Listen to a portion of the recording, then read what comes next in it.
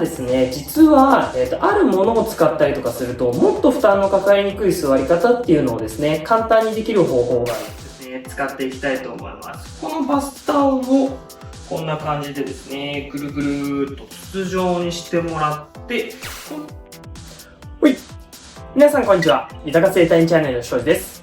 今日のテーマ、正しい座り方講座、裏技編、お送りします。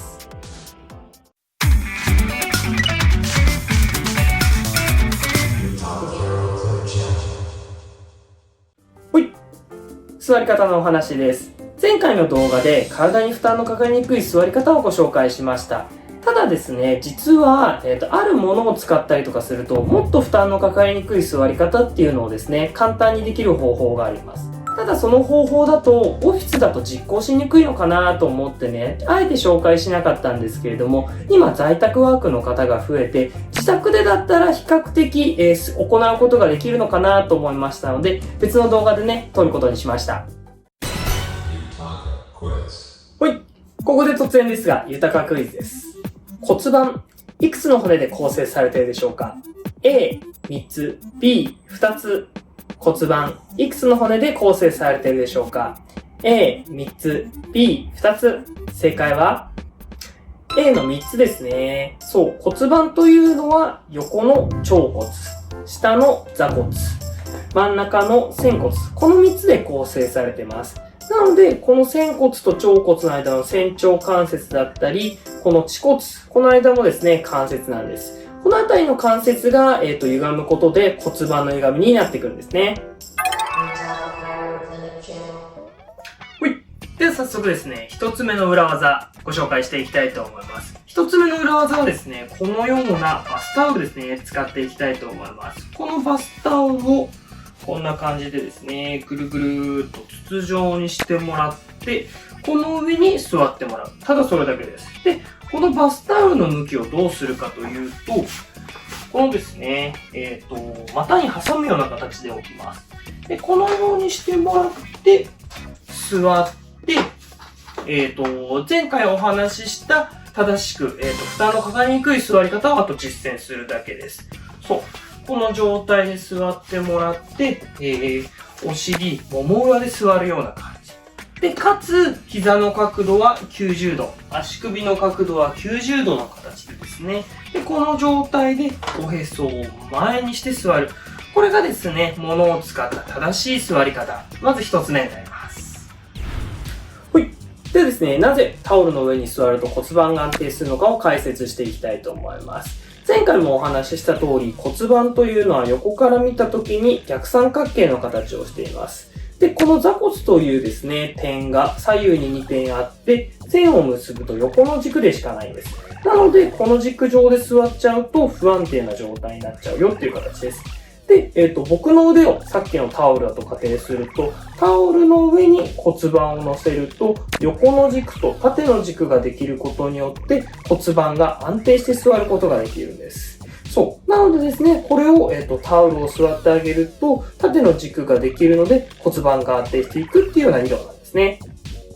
男性の方だったらまだいいのかなと思うんですけれども、女性の方だとちょっと恥ずかしさが出ちゃったりだとか、周りの目が気になるのかなと思いまして、ちょっと紹介するに至りませんでした。はい。では続いて、二つ目の裏技です。二つ目の裏技は何を使うかというと、これぐらいのクッションですね、使っていきます。厚さ5センチ、6センチぐらいのものです。もしこういったクッションがなければ、タオルを折りたたんでもらって、5センチ、6センチぐらいの厚みにしてもらえればいいかなと思います。で、そのクッションだったりをどうやって使うかというと、これも簡単。ももの間に挟むだけ。ももの間に挟むことによって、これが骨盤が安定してきます。そう。たったこれだけなんですね。なんでこの方法で安定するかというと、ももの内側に内転筋という筋肉があるんですけども、その内転筋の筋肉をあえて緊張させることによって、後ろに倒れちゃう骨盤を前に引っ張ってくれるっていう効果があるんですね。そう。なのでこの内転筋のですね、作用を利用して骨盤を後ろに倒れなくする。前に、立たせたまんま、骨盤を立たせたままの状態で座れるっていうのがですね、この膝にクッションを挟むような方法になります。膝の上にですね、クッションや物を挟む方法なんですけれども、これね、やってみるとわかるんですけれども、確かに骨盤は安定します。ただ、ももの内側がね、結構疲れるんですよ。そういった意味でね、ちょっと足の筋肉を使いながらするトレーニングの要素もあるのかなと思います。なのでね、気軽にできる方法ではないのかなと思いまして、こっちのね、裏技っていう方で紹介させてもらいました。では最後、3つ目の裏技です。3つ目の裏技、これは簡単。壁の、へりを蹴るっていう方法で、骨盤を安定させていく方法です。実際にやってみましょう。壁があって、ここのですね、へりを、一番最初にご紹介したのは、床を踏みつける方法です。で、今回の方法としては、この壁を蹴ってもらって、蹴る力によって骨盤を立たせる。それでですね、骨盤を安定させて、体に負担のかかりにくい姿勢を作る。たったこれだけです。最後3つ目の壁のへりを蹴る方法なんですが、これはですね、もうそもそもで壁がないとできないような方法になります。で、あとオフィスだと椅子にキャスターがついてて、壁を蹴っちゃうとですね、キャスターで後ろに下がってしまいます。そうなるとね、この方法は使えないかなと思ってね、紹介しなかったんです。ほい。それでは今日の動画のまとめです。今日はですね、物を使って骨盤を安定させて座る方法をご紹介しました。一つ目の方法としてタオルを丸めて、その上にまたいで座るような形で座っていただく方法。で、二つ目にですね、膝に物を挟んで骨盤を立たせる方法。で、三つ目がですね、壁を蹴って、これも骨盤を安定させる方法。この三つをですね、ご紹介しました。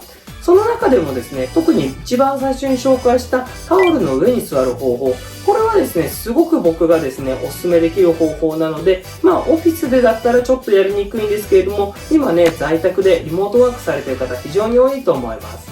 そういったね、一人で、人目が気にしないでできる人はですね、すごくおすすめの方法なので、ぜひね、皆さん試してみてください。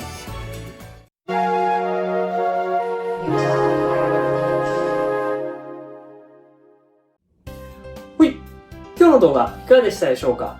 こういった方法をですね、繰り返しこの動画を見て学んでいただければと思います。そこでチャンネル登録していただくと、この動画が見やすくなって、座り方のですね、理解度がかなり深まると思います。もしよろしければね、チャンネル登録といいね、よろしくお願いいたします。それでは今日も豊かな一日を。バイバイ。